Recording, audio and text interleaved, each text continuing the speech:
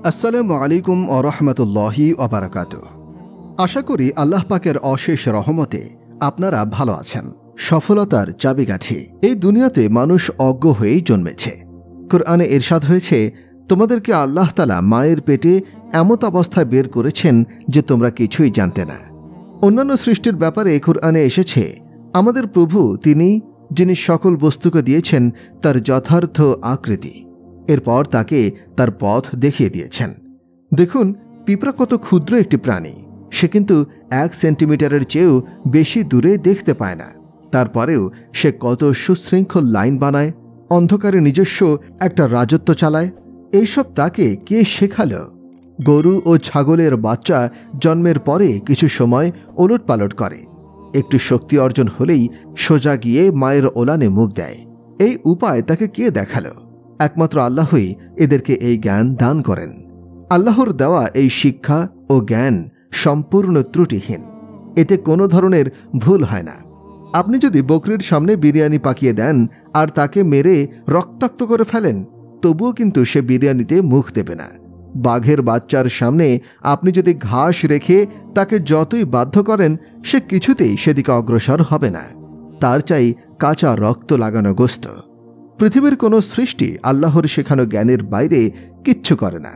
মানুষ বাদে অন্য সকল প্রাণী শুধু সঠিকটাই শেখে, ভুলটা কখনো শেখে না। গাছ কখনো ভুল কাজ করে না। আঙুর গাছে নাশপাতি কিংবা নাশপাতি গাছে আম, আম গাছে করলা, এইসব কখনোই সম্ভব নয়। কোন ফল দিতে হবে, কখন দিতে হবে এবং সেই ফলটার রং ও স্বাদ কী হবে, এগুলো গাছের সামান্য একটা ডাল খুব ভালো করেই জানে। পক্ষান্তরে মানুষ ভুল শুদ্ধ উভয়টাই শেখে। ইরশাদ হয়েছে, তারপর আল্লাহ তাআলা তাকে অর্থাৎ মানুষকে সৎ ও অসৎ কর্মের জ্ঞান দান করেছেন। সূরা শামস আয়াত ৮। মানুষ কিন্তু সঠিক জেনেও ভুল কাজ করতে পারে, এই শক্তি তার রয়েছে, কিন্তু অন্যান্য প্রাণীর সেই ক্ষমতা নেই। বাঘের সামনে ঘাস থাকলে সে কখনো তাকে খেতে পারবে না, তেমনি বকরি কখনো গোস্ত খেতে পারবে না। অপরদিকে কোনো ডায়াবেটিস রোগীর সামনে ভালো মিষ্টি রাখলে সে খেয়ে ফেলবে, হোক সে ডাক্তার। বলবে, পেয়েছি, খেয়ে নে আগে, পরে কি হবে দেখা যাবে। অথচ সে কিন্তু ডাক্তার। ডায়াবেটিসের জন্য মিষ্টির ক্ষতি সম্পর্কে তার ভালো রকমই জানা আছে। হৃদরোগের ডাক্তার সারাদিন রোগীকে বলে সিগারেট খাবেন না, অথচ সন্ধ্যাবেলা ঘরে গিয়ে সে নিজেই 1 প্যাকেট সিগারেট শেষ করে ফেলে। আপনাদেরকে আমি বাস্তব উদাহরণ দিয়ে বুঝালাম। মানুষ একেবারে অজ্ঞ হয়ে জন্ম নেয়, এরপরে ভুল শুদ্ধ উভয়টাই শেখে।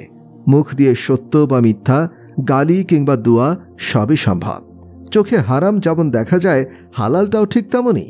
হাত দ্বারা সঠিকটা যেভাবে লেখা সম্ভব, ভুলটাও সেভাবে সম্ভব। চাইলে অন্তরে মানুষের প্রতি ঘৃণা অথবা ভালোবাসা উভয়টাই সৃষ্টি করা যায়। হিংসা বিদ্বেষ দিয়ে অন্তর কলুষিত করে রাখতে পারে মানুষ, আবার একেবারে স্বচ্ছ ও পবিত্র রাখতে পারে। মানুষ মদও বিক্রি করতে পারে, সাধারণ শরবতও বেচতে পারে।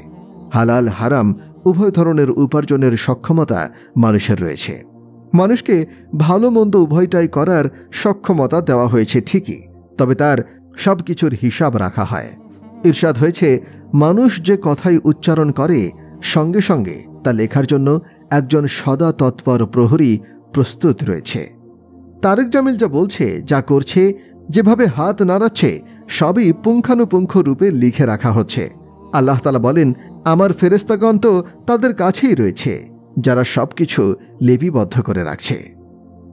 পরে একদিন এসব কৃতকর্মের হিসাব আল্লাহর কাছে দিতে হবে। ইরশাদ হয়েছে, অতঃপর যখন মহাবিপর্যয় সংঘটিত হবে, সেদিন মানুষ নিজের কৃতকর্ম সব স্মরণ করবে।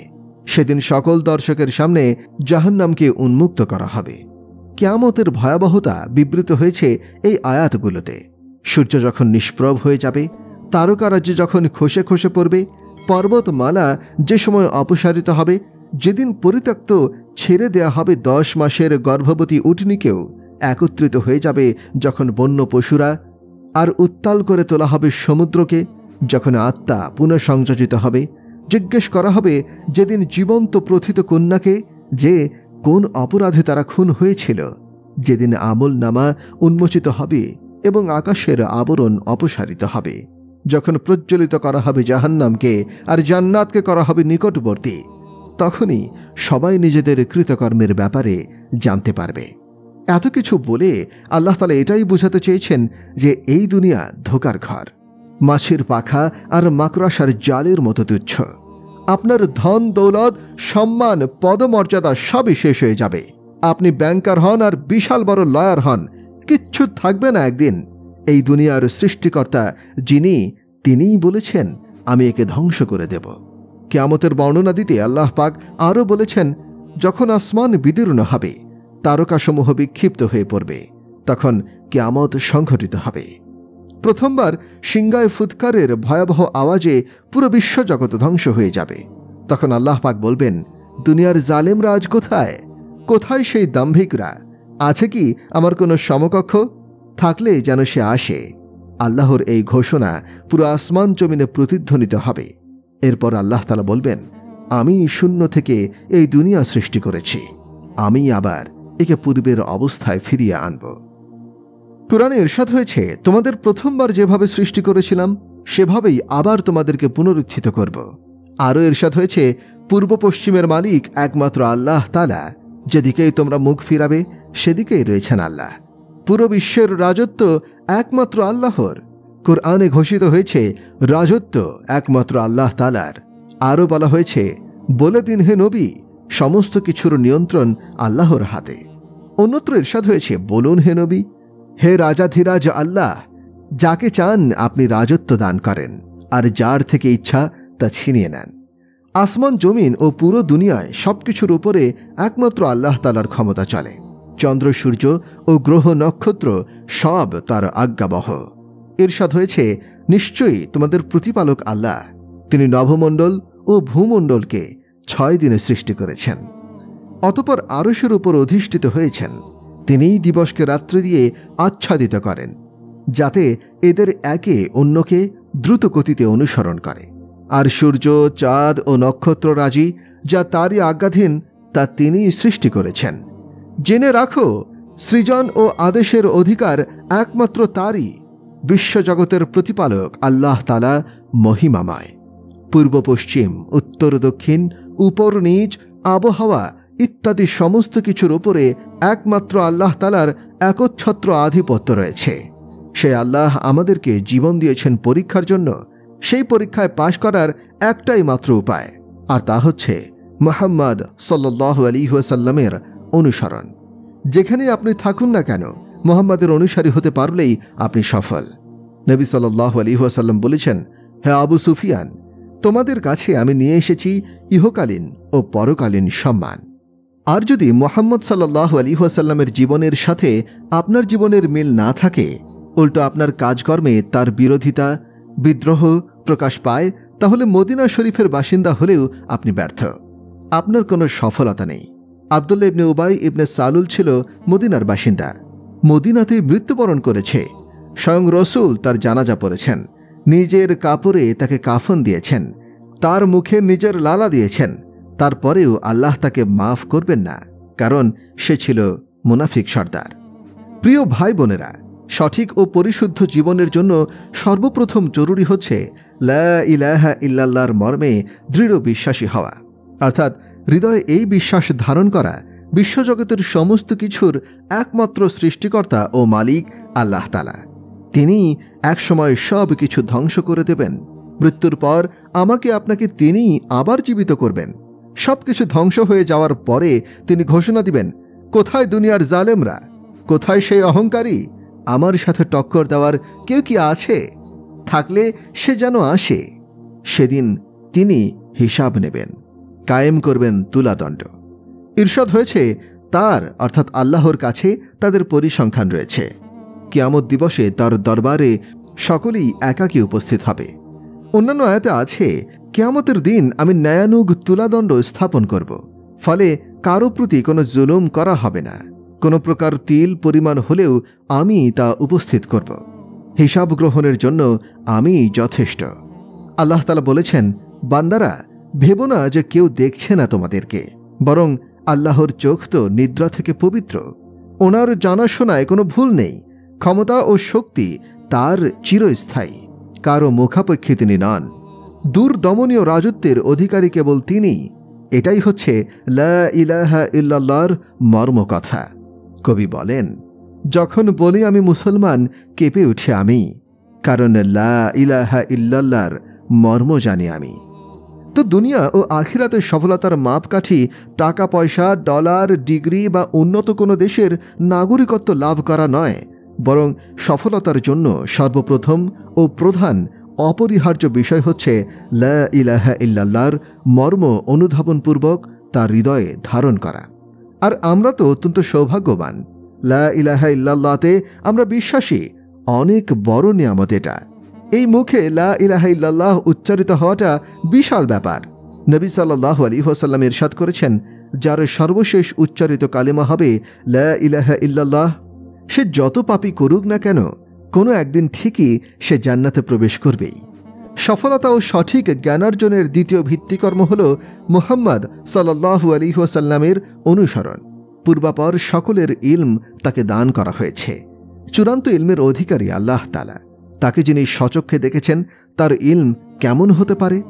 হাদিসে এসেছে, নবী করিম সাল্লাল্লাহু আলাইহি ওয়াসাল্লাম একবার নামাজে দাঁড়ানো অবস্থায় সামনের দেয়াল পর্যন্ত এগিয়ে গেলেন, এরপর আবার পিছিয়ে আসলেন।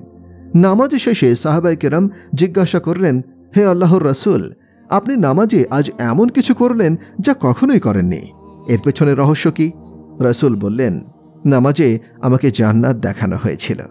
সেখানে একটি আঙুরের থোকা দেখে আমি তা ধরতে এগিয়ে গিয়েছিলাম। এরপর আমাকে জাহান্নাম দেখানো হয়। জাহান্নামের আগুন দেখে আমি ভয় পেয়ে আমি আবার পেছনে এসেছি। জান্নাত জাহান্নাম কিন্তু ৭ আসমানের উপরে।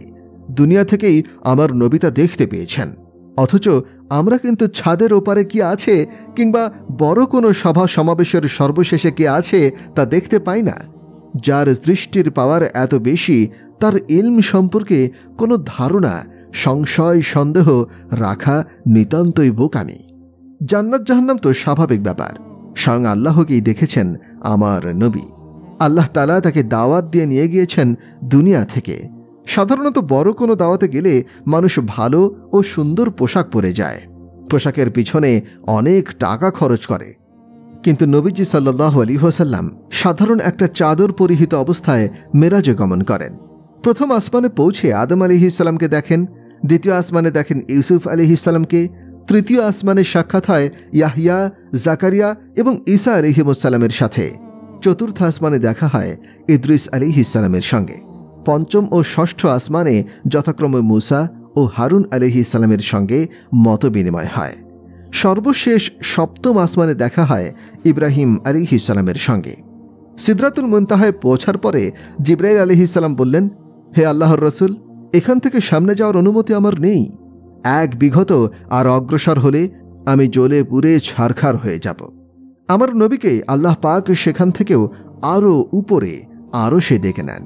সেখানে স্বয়ং আল্লাহ পাক সরাসরি নবীকে সালাম জানান, বলেন, হে প্রিয় নবী, আপনার উপরে আল্লাহর রহমত, বরকত ও শান্তি হল। প্রিয় ভাই বোনেরা, দুনিয়া ও আখিরাতে সম্মানের জীবন চাইলে আল্লাহর রাস্তে মুহাম্মদ সাল্লাল্লাহু আলাইহি ওয়াসাল্লামের খাঁটি অনুসারী হয়ে যান। আল্লামা ইকবাল বলেন, মুহাম্মদের অনুসারী হলে আমরা হব আপনার অনুগত। দুনিয়া তো সামান্য ব্যাপার, লৌহ কলমও হবে তব অনুগত। রসুলের শানে হাসান বিন সাবিত বলেন, আপনার চেয়ে সুন্দর কভু কাউকে দেখিনি, আপনার চেয়ে সুন্দর কেউ কভু জন্ম নেয়নি। জন্মেছেন আপনি মুক্ত হয়ে, ত্রুটি আছে যত, যেন সৃজন হয়েছেন আপনি নিজের মনোমত। দেখুন, খাবার পানি ছাড়া হয়তো কয়েকদিন বেঁচে থাকা সম্ভব, কিন্তু আমার প্রিয় নবী মুহাম্মদের আদর্শ ছাড়া প্রতিটা মুহূর্ত মৃত্যু সমতুল্য। নববী আদর্শবিহীন উপার্জন, খাওয়া দাওয়া, চলাফেরা, ওঠা বসায় রয়েছে শুধু অপমান আর ধ্বংস। সম্মান ও মর্যাদা কেবল নববী জীবনাচারেই রয়েছে। নববী অনুসরণ ছাড়া সম্মান লাভের কোনো পথ নেই। অন্য কোথাও সম্মান খুঁজতে গেলে হারিয়ে যেতে হবে চোরাবালিতে, কিন্তু সম্মান কভু মিলবে না। এখানে অনেক ফ্যামিলি উপস্থিত আছেন, তাই আপনাদের সামনে নবী করিম সাল্লাল্লাহু আলাইহি ওয়াসাল্লামের কিছু বাণী আমি তুলে ধরব। প্রথমে তো বলেছি, সফলতার প্রধান ভিত্তি হল লা ইলাহা ইল্লাল্লাহর মর্মে বিশ্বাসী হওয়া। দ্বিতীয়ত মৌলিক বিষয় হচ্ছে নবী মুহাম্মদ সাল্লাল্লাহু আলাইহি ওয়াসাল্লামের অনুসরণ। নবী মুহাম্মদ সাল্লাল্লাহু আলাইহি ওয়াসাল্লাম কে ছিলেন? শুনুন, গাছ পাথর পর্যন্ত সালাম দিত আমার নবীকে। একবার নবী করিম সাল্লাল্লাহু আলাইহি ওয়াসাল্লাম সফরে বের হলেন।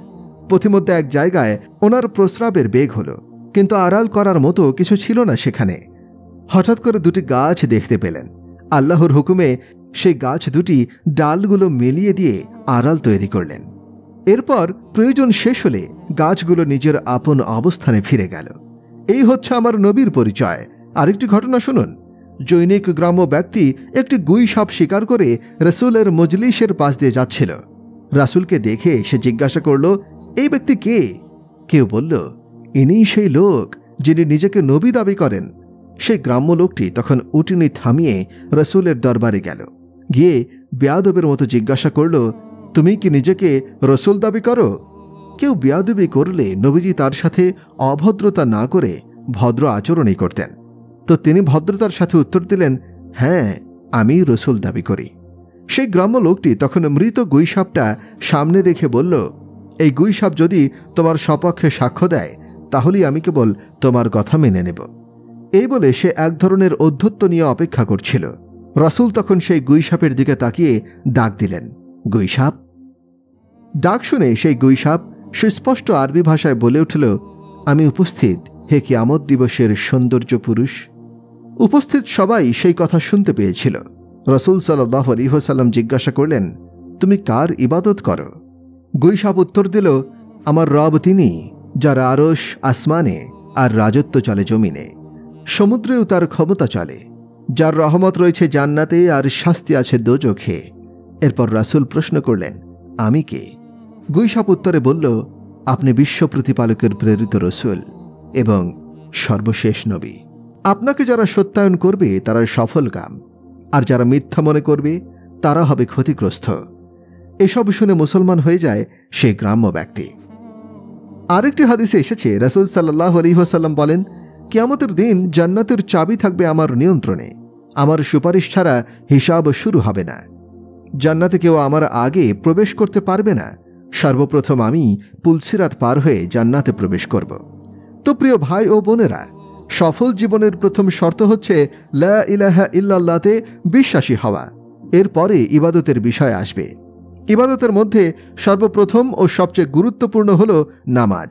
যেখানেই থাকুন না কেন 17 রাকাত ফরজ নামাজে কোনো ছাড় নেই। ফজরের 2 রাকাত, জোহর এবং আসরের মোট 8 রাকাত, মাগরিবের 3 রাকাত এবং এশার 4 রাকাত। এই 17 রাকাত নামাজ ফরজে আইন। আল্লাহর পরীক্ষায় পাশ করতে হলে এই 17 রাকাত অন্তত পড়তেই হবে। এছাড়া অন্যান্য সুন্নত ও নফল যেগুলো আছে সেগুলো পড়লে বাড়তি সওয়াব অর্জন হবে, কিন্তু পাশের জন্য এই 17 রাকাত পড়া অপরিহার্য। নামাজ কারোর জন্য মাফ হওয়ার মতো বিষয় হলে ইসলামের ইতিহাসে কারবালার ময়দানে নবীর নাতি হুসাইন রাদিয়াল্লাহু আনহুর জন্য হতো, কারণ এটি পৃথিবীর অন্যতম একটি বেদনাদায়ক ও শোকাবহ ঘটনা। এমন জালেম ও মুসলিমের সংঘাত পৃথিবী খুবই কমই দেখেছে। এই হাসান হুসাইন সম্পর্কে নবীজি বলেছেন, হাসান হুসাইন হচ্ছে জান্নাতে যুবকদের সর্দার। তো সেই কারবালার যুদ্ধে নামার আগে হুসাইন রাদিয়াল্লাহু আনহু একটু ঘুমিয়ে গিয়েছিলেন।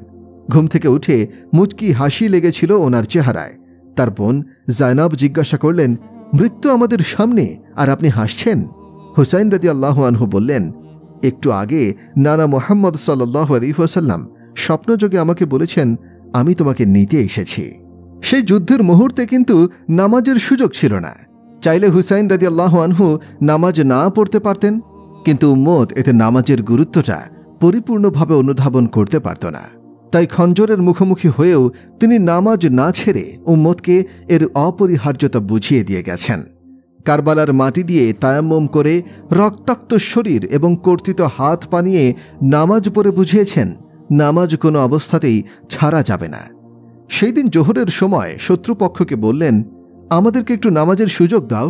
তারা বলল, আমরা যুদ্ধ বন্ধ করতে পারবো না। তখন হুসাইন রাদিয়াল্লাহু আনহু নিজ বাহিনীর এক দলকে যুদ্ধের মাঠে রেখে অপর দলকে নিয়ে নামাজ আদায় করেন। এরপর নামাজ পড়েন সেই যুদ্ধে থাকা দলটি। যুদ্ধ করতে করতে আসরের আগেই শহীদ হয়ে যান সকলেই। কবি বলেন, কষ্টের যত ধরন আছে সব প্রয়োগ করো, তীর মারো আর আমাদের সাহস যাচাই করো। প্রিয় ভাই বোনেরা আমার, নামাজ যেন কারো না ছোটে।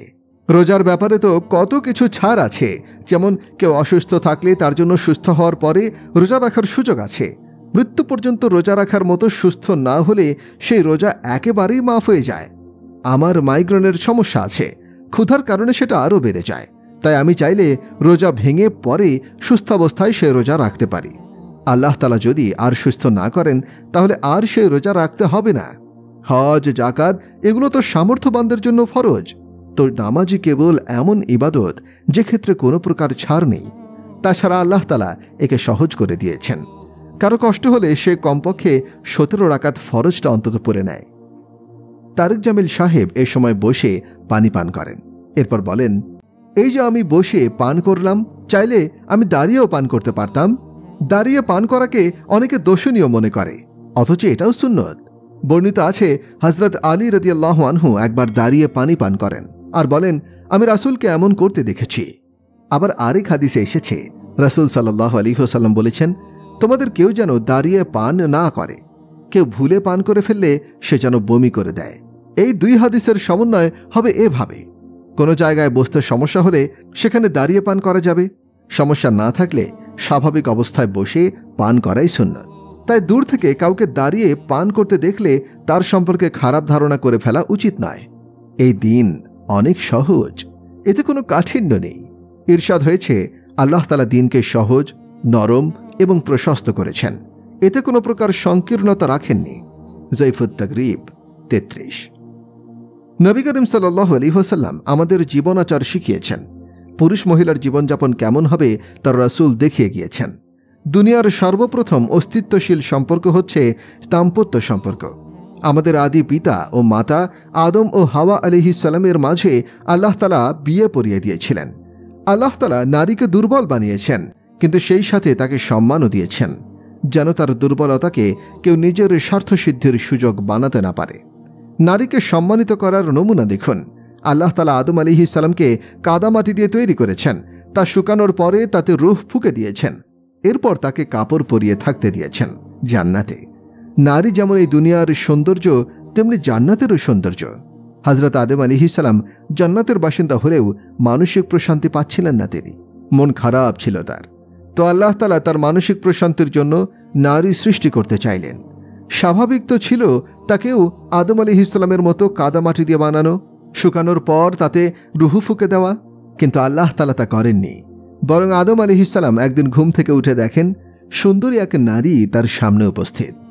আপনাদের সবারই এটা জানা আছে যে হযরত ইউসুফ আলাইহিস সালাম ছিলেন সবচেয়ে সুন্দর পুরুষ, কিন্তু সম্ভবত এটা কেউ জানেন না যে সবচেয়ে সুন্দর নারী হলেন হযরত হাওয়া আলাইহিস সালাম। হাজার বর্ষী হলেও তিনি বৃদ্ধা হননি, তেমন কোনো অসুস্থতাও তাকে ছুঁতে পারেনি, ঋতুবর্তীও হননি তিনি। আল্লাহ তাআলা তাকে জান্নাতি গুণ দিয়ে সৃষ্টি করেছিলেন এভাবেই। ঘুম থেকে উঠে হাওয়া আলাইহিস সালামকে দেখে আদম আলাইহিস সালামের পছন্দ হয়ে যায়। তিনি জিজ্ঞাসা করেন, হে আল্লাহ, এটা কে? উত্তর আসলো, এ তোমার স্ত্রী হবে। পরে আল্লাহ তাআলা বিয়ে পরিয়ে দেন আদম ও হাওয়া আলাইহিস সালামের মাঝে। সেই বিয়ের মোহর ছিল নবীজির উপরে একবার দরুদ পড়া। আমাদের নবীর মর্যাদা কত সুউচ্চ চিন্তা করুন। মনে রাখবেন, মোহর হোক 1 লাখ কিংবা 10 কোটি, এটা কোনো মেয়ের ক্রয় মূল্য নয়, বরং মোহর দিয়ে এটা বোঝানো হয় আজ থেকে এই মেয়ের সম্পূর্ণ দায়িত্ব স্বামীর। মৃত্যু পর্যন্ত তার সমস্ত ব্যয়ভার তাকেই বহন করতে হবে। আর মহিলার দায়িত্ব হচ্ছে স্বামীর ঘর আগলে রাখা, তার সংসার দেখাশোনা করা।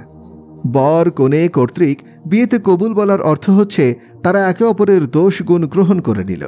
কিন্তু বর্তমানে শ্বশুরবাড়ি যাওয়ার সঙ্গে সঙ্গেই মেয়েদের পরীক্ষা, কথাবার্তা, ওঠা বসা ও চলাফেরা সর্বক্ষেত্রেই ভুল খোঁজা শুরু করে সবাই। শ্বশুরবাড়ির লোকদের অত্যন্ত গর্হিত কাজ এটা।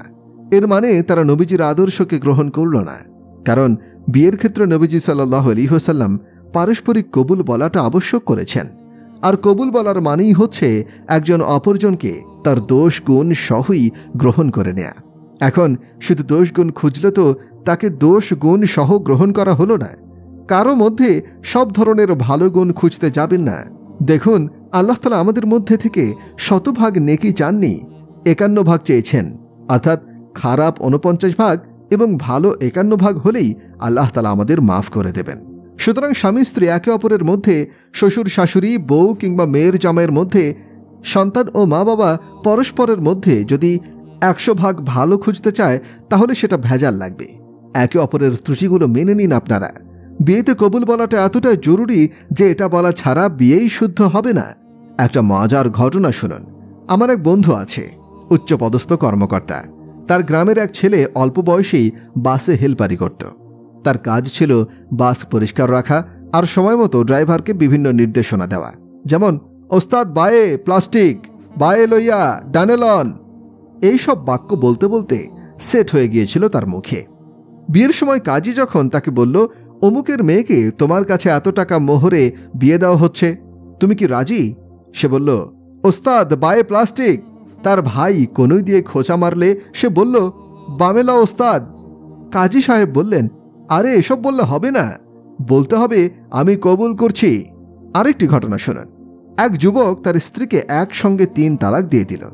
তালাকের পর সে পেরেশান হয়ে গেল। এটাকে অকার্যকর করার পদ্ধতি খুঁজতে এক মৌলবীর কাছে গিয়ে জিজ্ঞাসা করল, হুজুর, আমি তো 3 তালাক দিয়ে ফেলেছি স্ত্রীকে, এখন এ থেকে বাঁচার কোনো উপায় আছে কি? মৌলবী সাহেব বললেন, না, বাঁচার কোনো উপায় নেই, হারাম হয়ে গিয়েছে স্ত্রী চিরতরে। এক পর্যায়ে সেই যুবক টাকার একটি থলি মৌলবী সাহেবের সামনে রাখল। এরপর আবার জিজ্ঞাসা করল, হুজুর, তালাক থেকে বাঁচার কোনো উপায় আছে কি না? তখন মৌলবী উত্তর দিল, আচ্ছা, একটু চিন্তা করতে হবে। কাহিনীটা আসলে কি ঘটেছিল বিস্তারিত বলো। সে বলল, স্ত্রীকে আমি একসঙ্গে 3 তালাক দিয়েছি। কিছুক্ষণ চিন্তা করে মৌলবী বলল, তালাক হয়নি কেন? সে বলল, তালাক শব্দটি আরবি বড় কাফ অর্থাৎ 2 নোক্তাওয়ালা কাফ দিয়ে উচ্চারিত হয়, কিন্তু তুমি উচ্চারণ করেছ ছোট কাফ দিয়ে, মাঝখানে পেঁচানো কাফ দিয়ে। তো এখানে টাকার একটি থলের বরকতেই হারাম হালাল হয়ে গেছে। আল্লাহর কসম, আমাদের নবীর 11টি বিয়ে কোনো নারী লোভের কারণে ছিল না। হাদিসে এসেছে, রাসূল সাল্লাল্লাহু আলাইহি ওয়াসাল্লাম বলেছেন, আমি আল্লাহর পক্ষ থেকে ওহী না পেয়ে নিজে কোনো বিয়ে করিনি, আমার কোনো মেয়েকেও বিয়ে দিইনি। তো দুনিয়ার সর্বপ্রথম অস্তিত্ব আসা সম্পর্ক হচ্ছে দাম্পত্য সম্পর্ক, আর এটিই সবচেয়ে সুন্দর, গুরুত্বপূর্ণ ও মূল্যবান সম্পর্ক। মাতা পিতা, সন্তানাদি এবং ভাই বোনদের জন্য কোরআনে 2-1টি আয়াত এসেছে, কিন্তু এই দাম্পত্য সম্পর্কের ব্যাপারে অবতীর্ণ হয়েছে কোরআনের শত শত আয়াত। আল্লাহর কসম, সংসারের শান্তি, পারিবারিক জীবনের সুখ কোনো ডিগ্রি বা টাকা পয়সা দিয়ে হয় না। ভালোবাসা এবং সম্প্রীতি দ্বারাই কেবল সুখ শান্তি পাওয়া যেতে পারে। একবার নবীজি সাল্লাল্লাহু আলাইহি ওয়াসাল্লাম জিজ্ঞাসা করলেন, বলো তো ইসলামের সবচেয়ে শক্তিশালী আমল কোনটি? সাহাবায়ে কেরাম বললেন, নামাজ। নবীজি বললেন, সেটা একটু ভালো কাজ, তবে সবচেয়ে শক্তিশালী আমল নয়। সাহাবায়ে কেরাম বললেন, তাহলে জিহাদ? নবীজি এতেও সায় দিলেন না। তখন সাহাবিগণ বললেন, তাহলে রোজা? নবীজি এক্ষেত্রেও নেতিবাচক মন্তব্য শোনালেন আর বললেন, সবচেয়ে শক্তিশালী আমল হচ্ছে আল্লাহর জন্য কাউকে ভালোবাসা। পারিবারিক জীবনে শান্তি পেতে হলে সবার মধ্যে পারস্পরিক ভালোবাসার সম্পর্ক সৃষ্টি হতে হবে। এই সম্পর্ক তৈরি হওয়ার অনেক পন্থা আছে, সেগুলোকে আমি আপনাদের সামনে 2টি মাত্র কথায় ব্যক্ত করছি। 1, স্বামী স্ত্রী একে অপরের ভালো গুণগুলো দেখা, দোষ ত্রুটি এড়িয়ে যাওয়া। 2, জবান নিয়ন্ত্রণে রাখা, কথা দিয়ে একে অপরকে কষ্ট না দেয়া, অপমানিত না করা। এই 2টি কাজ করতে পারলেই উভয়ের মাঝে হৃদ্যতা এবং আন্তরিকতা তৈরি হবে। একটা কথা মনে রাখবেন, চেহারা দিয়ে সংসারে শান্তি আসে না, বরং সংসারের শান্তি লুকিয়ে আছে উত্তম আখলাকের মাঝেই। বিয়ের আরবি প্রতিশব্দ হচ্ছে নিকাহ। এই শব্দের মাঝেই বিয়ের মূল উদ্দেশ্য বিবৃত হয়েছে। সেটা এভাবে, নিকাহ অর্থ বৃষ্টির ফোঁটা মাটিতে মিশে একাকার হয়ে যাওয়া। সুতরাং স্বামী স্ত্রী একাত্ম হয়ে যাওয়াকে নিকাহ তথা বিয়ে বলা হয়। আবার নিকাহের অর্থ চোখে ঘুম এনে দেওয়া। অতএব বিয়ে মানে স্বামী স্ত্রীর মাঝে প্রশান্তির ঘুম আসার মতো মহব্বত তৈরি হওয়া। আবার নিকার আরেকটি অর্থ হল ভরসা করা। তো স্বামী স্ত্রী পরস্পরের উপরে ভরসা রাখতে হবে, সেটাও নিকাহ তথা বিয়ে এই শব্দ থেকে বুঝে আসে। বর্তমানে তো একে অপরের মোবাইল চেক করে, দেখে কারো সাথে উল্টো পাল্টা কিছু করল কিনা। এমনটা করবেন না, বরং একে অপরের প্রতি শ্রদ্ধা ও আস্থা বজায় রাখুন। আবার নিকাহ মানে গাছের ছায়া তৈরি করা। তো বিয়ে মানে স্বামী স্ত্রী মিলে মহব্বতের এমন একটি ছায়া তৈরি করা, সন্তানেরা যার ছায়াতলে সুন্দরভাবে বেড়ে উঠতে পারে। আবার নিকার আরও অর্থ হচ্ছে অসুস্থকে সুস্থ করে ফেলার মতো ঔষধ দেওয়া। তো স্বামী স্ত্রীর পারস্পরিক সম্পর্ক এমন মজবুত হওয়া চাই যেন জীবনের সব সমস্যা দূর হয়ে যায়। তো প্রিয় ভাই ও বোনেরা, আল্লাহ পাকের কসম, নবীজির 11টি বিয়ের উদ্দেশ্য ছিল আমাদের পারিবারিক জীবন শিক্ষা দেওয়া, সন্তান কিভাবে বড় করতে হয় তা দেখানো। বর্তমানে তো পিতামাতা উভয়ই চাকরিতে ব্যস্ত, ফলত সন্তানরা না বাবার সান্নিধ্য পায় না মায়ের স্নেহ। শেষ পর্যন্ত এই সন্তানগুলো হয় জঙ্গলি জানোয়ার। মনে রাখবেন, মায়ের সবচেয়ে বড় চাকরি হচ্ছে সংসার এবং সন্তান সামলানো। ইউরোপীয় দেশ তো পরের কথা, আপনাদেরকে আমি পাকিস্তানের ফয়সালাবাদেরই একটা ঘটনা শোনাই। আমার ছেলে যে স্কুলে পড়ত, সেই স্কুলের প্রিন্সিপালের সাথে একদিন দেখা করতে গেলাম। তিনি আমাকে বললেন, মাওলানা, একটা বিস্ময়কর ঘটনা শুনবেন। বললাম, কি বলুন তো। ঘটনাটা আপনারা মনোযোগ দিয়ে শুনুন। সে প্রিন্সিপাল বললেন, আমাদের স্কুলের এক ছাত্রের মা বাবা উভয়েই ডাক্তার। একদিন সে মা বাবা আমার কাছে এসে বললেন, আমাদের সন্তান খানা খায় না। আমরা অনেক চেষ্টা করেছি কারণ জানতে পারিনি। আপনি একটু চেষ্টা করে দেখুন। সেই ছেলেকে ডেকে এনে জিজ্ঞাসা করা হলো, কেন তোমরা খাও না? তারা বলল, এর কারণ আমি মা বাবার সামনে বলতে পারবো না। পরে তারা সরে গেলে সে জানালো, সকালে যখন আমি নাস্তা করি তখন বাবা মা ঘুমিয়ে থাকে, আর স্কুল থেকে ফিরে এসে দেখি তারা তাদের মেডিকেলে সময় দিচ্ছে। সন্ধ্যায় তারা ব্যস্ত থাকে ক্লিনিকে। এভাবে সপ্তাহ পার হয়ে যায়, কিন্তু তাদের চেহারাটা পর্যন্ত আমি দেখতে পারি না।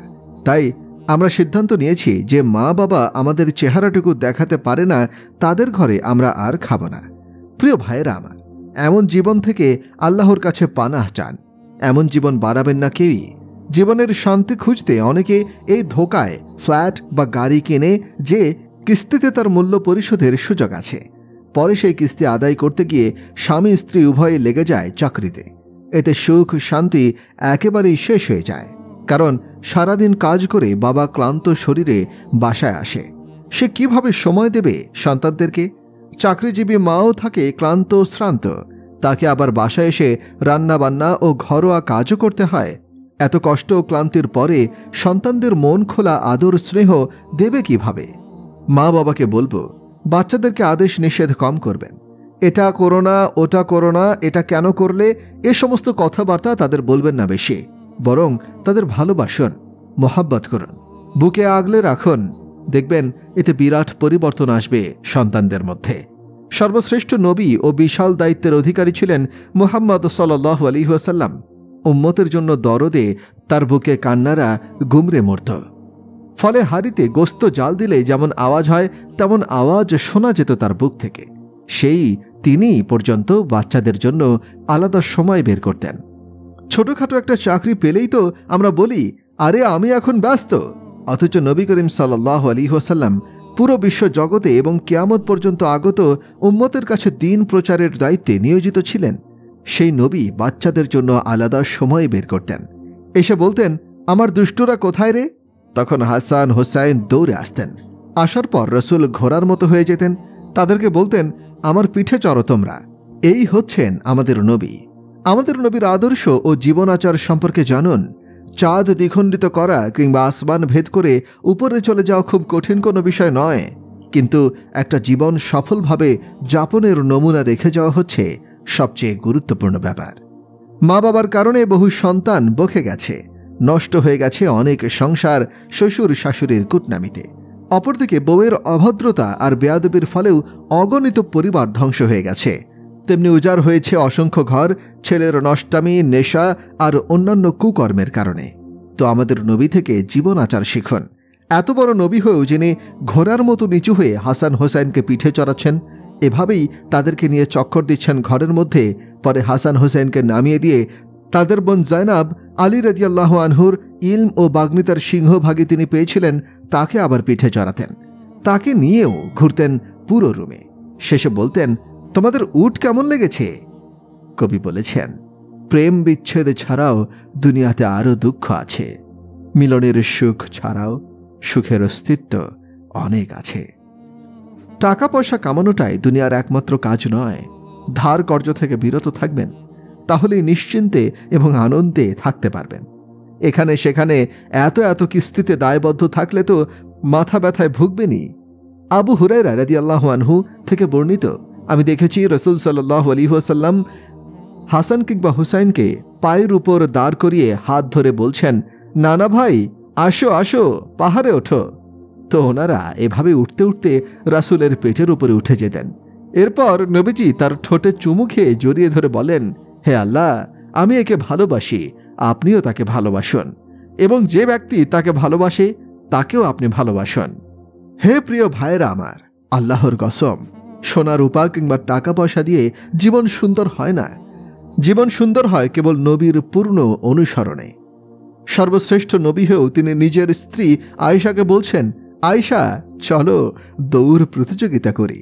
আজকাল কোনো মৌলবী সাহেবকে জিজ্ঞাসা করে দেখুন তিনি কখনো এমন কথা বলেছেন কিনা নিজের স্ত্রীকে, অথচ এত বিশাল মর্যাদা সম্পন্ন হয়েও নবীজি নিজের স্ত্রীকে এটা বলছেন, তাও সেটা ছিল জিহাদ থেকে ফেরার সময়।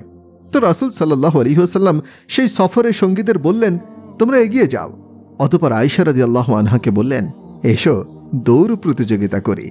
আয়েশা রাদিয়াল্লাহু আনহা বলেন, আমি তার সঙ্গে দৌড় প্রতিযোগিতা করলাম এবং দৌড়ে এগিয়ে গেলাম। পরবর্তীতে আরেক জিহাদের সফরে আমি নবীজির সফর সঙ্গী হয়েছিলাম। সে সময় মুটিয়ে গিয়েছিলাম আমি। তো সেই সময় নবীজি সাহাবীদেরকে বললেন এগিয়ে যেতে এবং আমাকে দৌড় প্রতিযোগিতার প্রস্তাব করলেন। আমি তার সঙ্গে প্রতিযোগিতা করলাম, কিন্তু হেরে গেলাম। তখন নবীজি বললেন, এটা সে আগের বারের হারের প্রতিশোধ, তুমি আমি এখন বরাবর। এক যুবক আমার কাছে এসে জানালো, স্ত্রীর সাথে আমার সব সময় মনোমালিন্য লেগেই থাকে, এর সমাধানে একটা তাবিজ দিন। আমি তাকে বললাম, তাবিজে কাজ হবে না, বরং তুমি এক কাজ করো, খাবারের সময় 1-2 লোকমা মুখে তুলে খাইয়ে দিবে স্ত্রীকে। সে বলল, এতে কি হবে? আমি বললাম, এটাই নবীজির আদর্শ, তুমি আমাকে এর ফলাফল জানিও পরে। তো 10-12 দিন পর তার ফোন এলো। জিজ্ঞাসা করলাম, আমার কথা মেনেছিলে তুমি? সে বলল, না। কেন? বলল, আমার লজ্জা করে। আমি বললাম, দুর্বল নারীর সাথে ঝগড়া করতে শরম লাগে না? জৈনিক সাহাবী পত্নী ছিল মুখরা ও ঝগড়াটে। একবার তিনি বিরক্ত হয়ে খলিফা ওমর রাদিয়াল্লাহু আনহুর কাছে বিচার নিয়ে গেলেন। সে সময় ওমর রাদিয়াল্লাহু আনহু ছিলেন আমিরুল মুমিনিন। ঘরের বাইরে থেকে সেই সাহাবী শুনতে পেল ঘরের মধ্যে ওমর রাদিয়াল্লাহু আনহুর স্ত্রী জোরে কথাবার্তা বলছেন, আর তিনি চুপচাপ শুনছেন। সেই সাহাবী মনে মনে ভাবলেন, যেখানে ওমরের মতো লোক বিড়াল হয়ে আছে সেখানে আমি আবার কে? এই ভেবে তিনি চলে যেতে উদ্যত হলেন। ইতোমধ্যে ওমর রাদিয়াল্লাহু আনহু ঘর থেকে বের হয়ে দেখলেন একটি লোক চলে যাচ্ছেন। তিনি তাকে বললেন, এসেছিল কেন ভাই? লোকটা উত্তর দিল, হে আমিরুল মুমিনিন, যে কারণে এসেছিলাম তার সমাধান হয়ে গেছে। ভেবেছিলাম আমার স্ত্রীর ব্যাপারে আপনার কাছে নালিশ করব, এখন দেখি আপনি নিজেই তো এ অবস্থার শিকার। তখন ওমর রাদিয়াল্লাহু আনহুর উত্তর কি ছিল শুনুন। যে ওমর রাদিয়াল্লাহু আনহু ছিলেন প্রচণ্ড প্রভাবশালী, অমুসলিমরা পর্যন্ত স্বীকার করেছে মুসলিমদের মধ্যে ওমরের মতো আরেকজন প্রভাবসম্পন্ন লোক থাকলে পুরো দুনিয়া হয়ে যেত মুসলিমদের। রাসূল সাল্লাল্লাহু আলাইহি ওয়াসাল্লাম বলেছেন, আমার পরে কেউ নবী হলে ওমরই হতো। এই ওমরের ব্যাপারে আরাফার ময়দানে রাসূল বলেছেন, সমস্ত সাহাবীকে এখানে উপস্থিত দেখে আল্লাহ যতটা না খুশি হয়েছেন তার চেয়ে বেশি খুশি হয়েছেন ওমরকে দেখে। যাই হোক, এমন মহান মানুষ ওমর রাদিয়াল্লাহু আনহুর উত্তর ছিল, দেখো ভাই, আমার স্ত্রীরও আমার উপরে অধিকার রয়েছে, সেজন্য আমি তিরস্কার নীরবে সহ্য করলাম। তাছাড়া সে আমার জন্য রান্নাবান্না করে, ছেলেমেয়েদের প্রতিপালন, কাপড় ধৌত সহ যাবতীয় কাজ করেন, অথচ এগুলো করা তার জন্য জরুরি ছিল না। তাই তার সামান্য কটু কথা মেনে নেই। তুমিও তোমার স্ত্রীর সঙ্গে সুন্দর আচরণ করো, সে রাগারাগি করলে একটু ধৈর্য ধারণ করিও। তো আমি সেই যুবককে বললাম, দুর্বল নারীর সাথে ঝগড়া করতে তোমার লজ্জা লাগে না? এসব শুনে সে ফোন রেখে দিল। একটু পরে আবার ফোন করে বলল, মাওলানা, কাজ তো হয়ে গেছে। আমি বললাম, কি হয়েছে? বলল, আমি স্ত্রীর মুখে খাবার তুলে দিলে সে আমাকে জিজ্ঞাসা করল, এটা কে শিখিয়েছে তোমাকে? তুমি তো এ ধরনের লোক নও। যুবক বলল, মাওলানা তারেক জামিল আমাকে এই বুদ্ধি দিয়েছেন। এটা শুনে সে মহিলা হাত উঠিয়ে দোয়া করা শুরু করল, আল্লাহ, যে আমার স্বামীকে এত সুন্দর বুদ্ধি দিয়েছে সেই মাওলানা তারেক জামিলকে আপনি দীর্ঘ হায়াত দান করুন। প্রিয় ভাই আমার, উত্তম ব্যবহার দিয়ে পুরো বিশ্ব জয় করে ফেলা যায়। সামান্য একটু নম্র আচরণেই সন্তুষ্ট করা যায় মানুষকে। সমস্ত সম্পর্কের ক্ষেত্রেই এই কোমলতা আর নম্রতা বজায় রাখুন। বিনয়ী হয়ে যান মা বাবার সামনে, মেনে নিন তাদের কঠোরতাগুলো। ভাই বোন পরস্পরের ভালোবাসা সম্প্রীতি রক্ষা করে চলুন। সামান্য বিষয়ে মারামারি করবেন না। বাবা মায়েরা সন্তানদের সম্মান ও শ্রদ্ধা করুন। এড়িয়ে যান তাদের ভুল ত্রুটি। ক্ষমা করে ও সয়ে নিয়ে তাদেরকে আগলে রাখুন বুকের মাঝে। দেখবেন উন্নত মুসলমানে পরিণত হবে তারা। তিরস্কার ও খারাপ ভাষা শুধু অশান্তিই বাড়ায়, সমূলে ধ্বংস করে দেয় যে কোনো সম্পর্ককে। আমার জীবনের অধিকাংশ সময় ভ্রমণেই কেটেছে। গত 40 বছরে অসংখ্য সফর করতে হয়েছে আমাকে। বিশেষত পাকিস্তানের বিভিন্ন জায়গায় সফর করে আমি একটি জ্ঞান অর্জন করেছি। বাস ট্রাকের পেছনে তো আপনারা হর্ন দিন, সাইড নিন, 100 গজ দূরে থাকুন, এ ধরনের বিভিন্ন লেখা দেখতে পাবেন। একবার রায়বেন্ডি মার্কাজে যাওয়ার সময় এক বাসের পেছনে এই বাক্যগুলো লেখা দেখলাম। মিষ্টি একটি কথার মাধ্যমেই অন্তর কিনে নেওয়া যায়। প্রিয় ভাই বোনেরা, আপনাদের কাছে আমার বিনীত অনুরোধ, বাচ্চাদের কথা বলা শেখাবেন আর বড়দের শেখাবেন চুপ থাকা। স্বামী স্ত্রীর সংসারে শান্তি চাইলে, পিতামাতা সন্তানকে সৎ পথে দেখতে চাইলে, সন্তান পিতামাতা থেকে ভালোবাসা পেতে চাইলে এই চুপ থাকা এবং নম্রতার কোনো বিকল্প নেই। মাসি শরীফা নামে আমাদের বাড়িতে একজন ধোপা পত্নী কাজ করত। সে ছিল বেটে আর কালো। অনেক ঝগড়াটেও ছিল সে।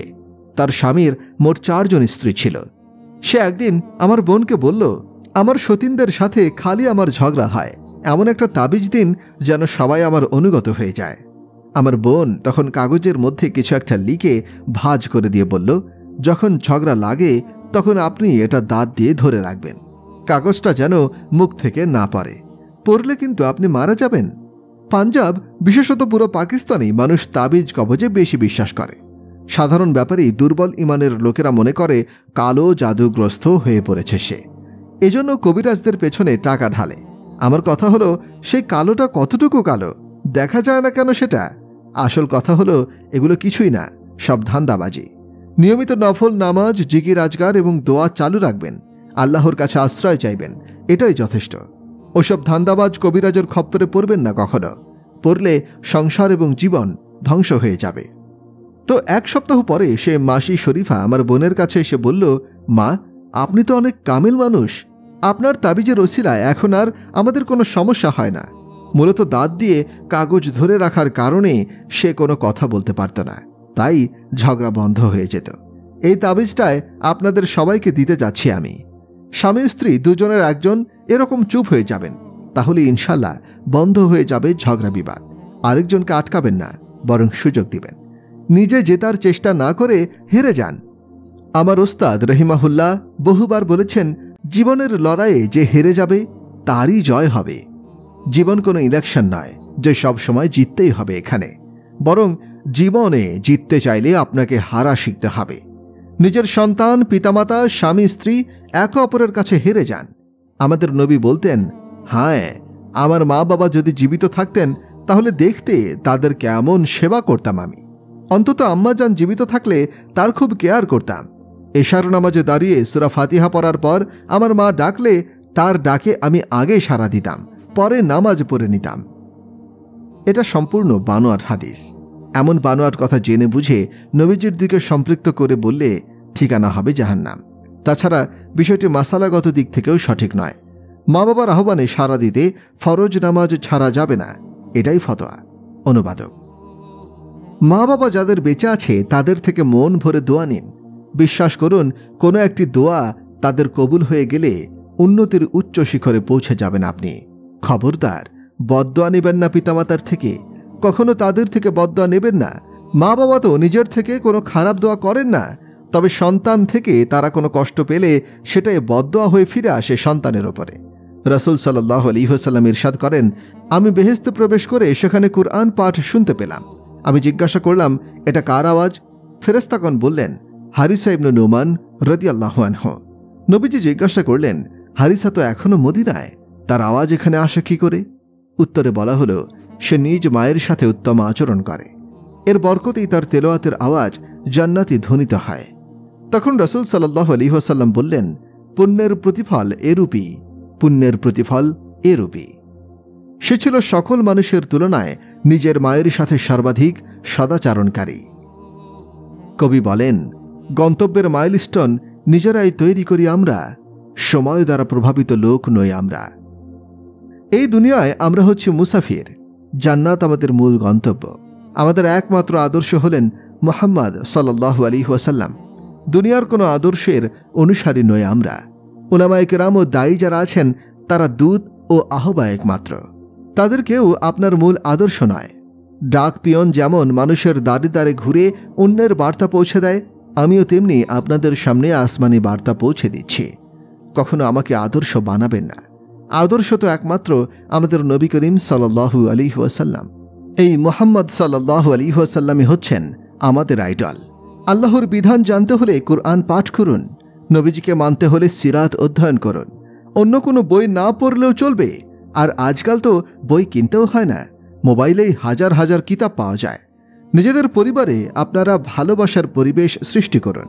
আর ভালোবাসার পরিবেশ সৃষ্টি হলে কারো দোষ ত্রুটি দেখা যাবে না, বরং দেখতে হবে সবার ভালো গুণগুলো। আপনারা এই কানাডায় বসবাস করছেন। কানাডার বৈধ পাসপোর্ট যদি আপনাদের থেকে থাকে তাহলে এখানকার স্থায়ী বাসিন্দা আপনারা, আর পাকিস্তানে আপনারা মুসাফির। জমি বাড়ি করতে হলে এখানেই করুন। হ্যাঁ, দেশে গিয়ে মাথা গোজার জন্য সামান্য ঘর জমির ব্যবস্থা করতে পারেন, তবে সিংহভাগ টাকা পয়সা এখানেই ব্যয় করুন। এই দেশ আপনাদেরকে দিচ্ছে, আপনারাও কিছু করুন এ দেশের জন্য। শূন্য হাতে এদেশে এসেছিলেন আপনারা, এখন তো বড় বড় ব্যবসা ও চাকরির অধিকারী হয়ে গেছেন। অতএব জাকাত এখানেই দিন। খুঁজলে জাকাত গ্রহণ উপযোগী বহু মুসলমান এখানেও পেয়ে যাবেন। এছাড়াও আপনারা গড়ে তুলতে পারেন সেবা ফাউন্ডেশন। সেখান থেকে ঋণগ্রস্ত, দুস্থ, অসহায়দের সহযোগিতা করবেন। পাশে থাকবেন কন্যাদায়গ্রস্ত পিতার। পয়সার অভাবে কারো বাড়ি নিলাম হওয়ার উপক্রম হলে সেটা রক্ষায় এগিয়ে যাবেন। কেউ মামলা চালাতে অক্ষম হলে পাশে দাঁড়াবেন তার। দেশীয় কোনো আইনের বিরোধিতা করবেন না। ট্যাক্স ফাঁকি দিবেন না। ট্যাক্স ফাঁকি দেওয়া এক ধরনের চুরি এবং প্রতারণা। চাকরিজীবীদের ট্যাক্স তো অটোমেটিক কেটে নেওয়া হয়। ট্যাক্স আদায়ে হেরফের করে মূলত ব্যবসায়ীরাই। ট্যাক্স না দিয়ে অল্প কিছু টাকায় হয়তো বাঁচাতে পারবেন। কি বা হবে এই সামান্য কিছু টাকা দিয়ে? ট্যাক্স ফাঁকি দেওয়ার চেষ্টা করবেন না, কারণ এদেশের সরকার তো আপনাদের স্বার্থেই খরচ করে। পাকিস্তান, ইন্ডিয়া ও বাংলাদেশের সরকার তো জনগণের স্বার্থে তো খুব কমই ব্যয় করে। বর্তমানে পাকিস্তানের শাসন ক্ষমতায় এসেছেন ইমরান খান। আমি তার কাছাকাছি হওয়ার সুযোগ পেয়েছি। তার মতো সহজ সরল দিনের দরদিওয়ালা শাসক খুবই কমই দেখেছি আমি। পাসপোর্ট বানানোর জন্য বিদেশি মেয়ে প্রতারণামূলক বিয়ে করবেন না। কানাডার মন্ট্রিয়ালে আমার এক খালু থাকতেন। 1998 সালে তার এক মেয়ের বিয়েতে এসেছিলাম।